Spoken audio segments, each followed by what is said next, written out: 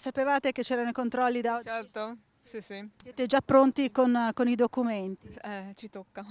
Passate spesso questo confine? No, no, no, oggi è casuale proprio. Pensa che creerà qualche disagio? Eravamo abituati a viaggiare liberi, adesso si torna un po' indietro, quindi.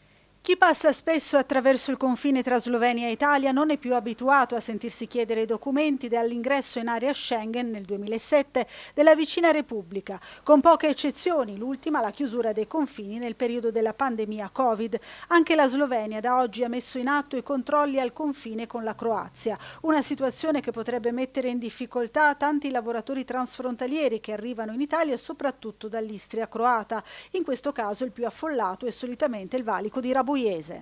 Qui a Rabuiese i controlli di polizia ed esercito sono stati spostati di qualche centinaio di metri dal confine vero e proprio in territorio italiano proprio per evitare il formarsi di lunghe code. Il confine di Rabuiese è infatti quello più frequentato di questa zona, tutti lo conoscono in Italia per il confine delle vacanze, di qui si passa per andare e tornare dalle spiagge della Croazia e della Slovenia, molto frequentate soprattutto in estate, ma di cui passano anche i 10.000 lavoratori transfrontalieri che ogni giorno attraversano il confine per venire a lavorare a Trieste. Oggi vedo qua, in realtà non è il valico è ancora più indietro, qua siamo già in Italia, non lo so, ma il controllo è cosa per.